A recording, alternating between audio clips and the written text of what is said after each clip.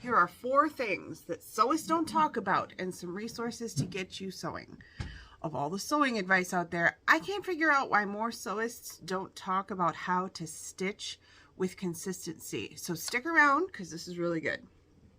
Hi there, I'm Kristen Kemp, professional alterations sewist and sewing alterations educator. I work in the wedding alterations industry, but we fix regular clothes and do different projects as time allows. The market has changed drastically in the last few years, and when the pandemic came, those changes only increased. Our industry has the same problem as all the other trades. The workers are aging out, and there aren't enough younger people replacing them. The pandemic was the last straw for a few of our local businesses. And not because they didn't have enough business. There's plenty of work to go around. But because of the restrictions and the demand to make masks for cheap and all the extra nonsense that went on during the pandemic, it was enough to push people to retire. So in the summer of 2020, another sewist closed, which really got me thinking about how we can bring new workers into the sewing alterations workforce. As the boomer generation of sewists are retiring, our workload has dramatically increased in demand. If we're going to have an increase in new supply of sewists, those of us who are sewing need a way to train people to teach any potential employees while keeping ourselves from burnout. Having such a resource could train anyone who is interested. So on down the rabbit hole I went. I researched all types of course platforms and website providers and took a few online courses to puzzle together how I could make this work in our business. I found MemberVault, a small business offering a course platform that's run by a socially conscious husband and wife together with a small team, and they have fantastic values. They're really great at customer service and supporting their community. I loved their course platform interface, and then they released the ability to have website pages, which was a huge and unexpected bonus upgrade. So, after 30 plus years of business, Sewing by Carolyn finally has a website, and I'm working on building a social media presence since this is where word of mouth conversations are happening these days. Can I show my age for a second and have a nerding out moment? Who remembers when Threadbangers started? I was such a fan, and I couldn't wait for new episodes each week. When I watch their YouTube channel now, I'm totally blown away by their filming and editing process and how cool their episodes still are even today. I wonder if I'll ever get there. But I digress. On to today's topic. Here we go. 4 things that sewists don't talk about enough. Number 1. Don't get stuck in research and development. Commit to action.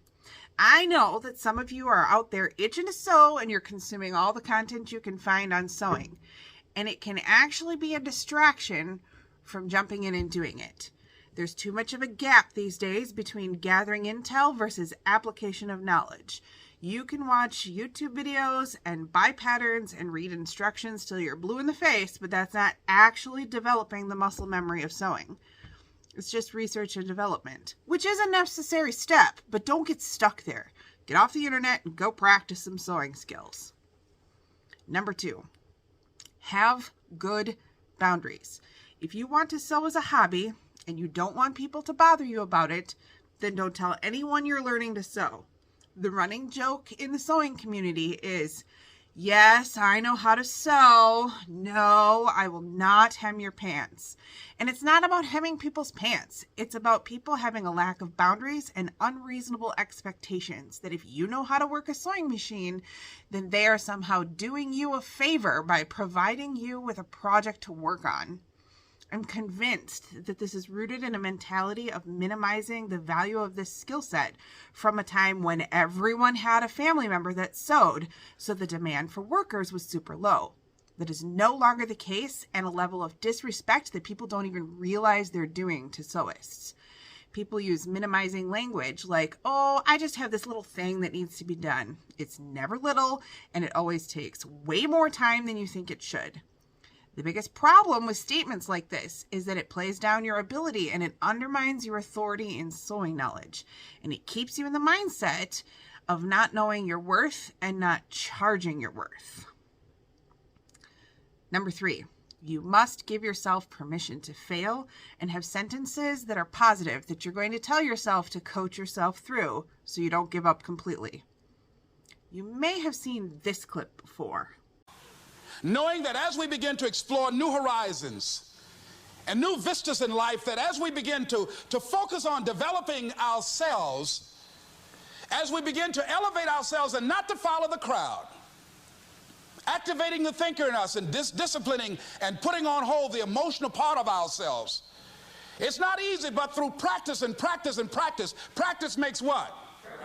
Absolutely not. Dismantle that belief system. Practice makes improvement.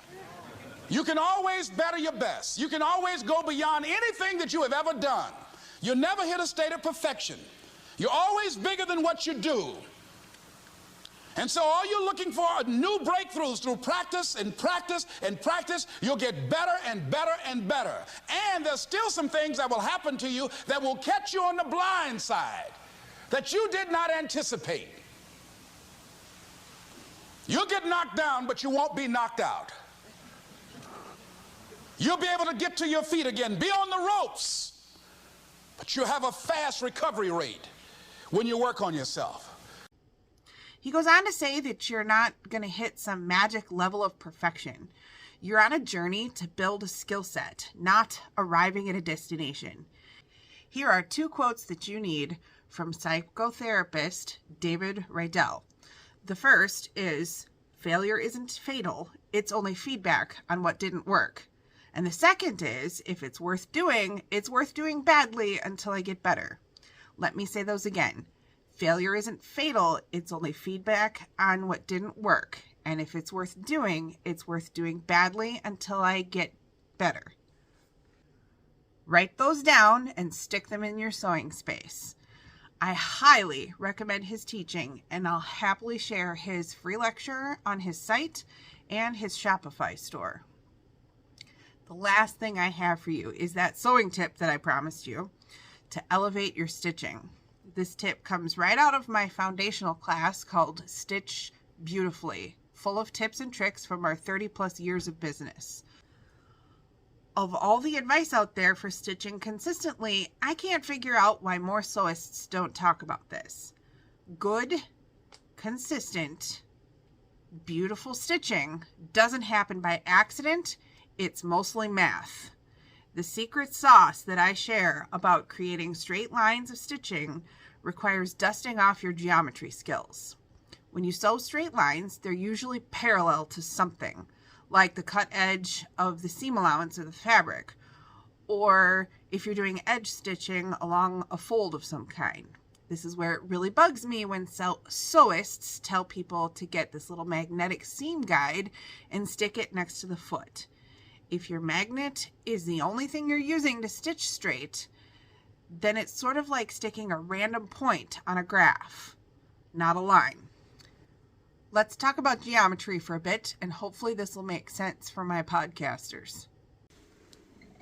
If you're looking at a sewing machine, you have the presser foot that holds the fabric in place and the needle that comes down in the middle of it.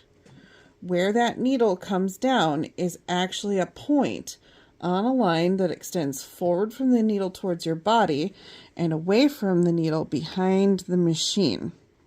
This is your stitch line when you're not sewing curves. Now, you don't sew right on the cut edge. You have to have some extra that sticks out to the side of the foot. This is normally where your seam guide goes. You're trying to make your stitch line parallel with the seam allowance line. But if all we do is put this little guy right next to the foot, you've created a single point, not a line. You have to have 2 points in geometry to create a line, which is so easy to add.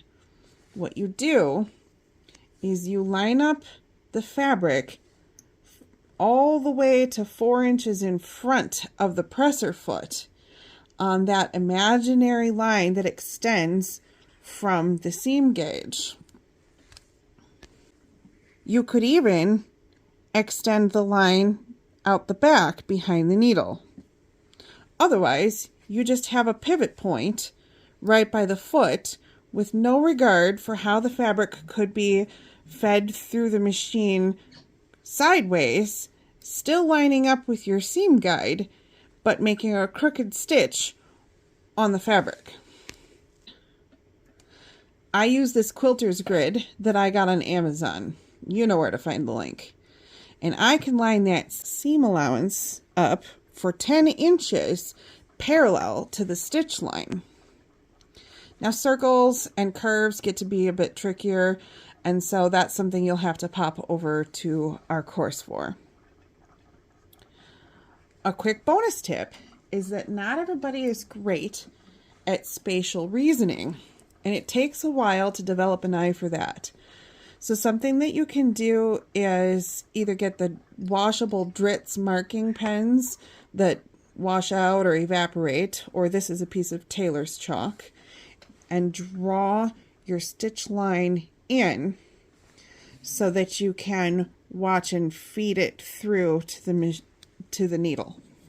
You could do this until you've trained your eye to notice and recognize being parallel with the edge of the fabric or whatever it is that you're lining up with. I would say that I probably drew lines like that on all the formal wear I worked on for probably the first 5 years of my professional career until I got to a point where I could just see it in my mind's eye.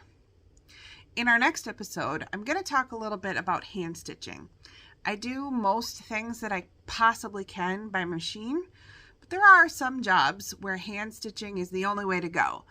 So there's a few things that you really do need to know for basic hand stitching.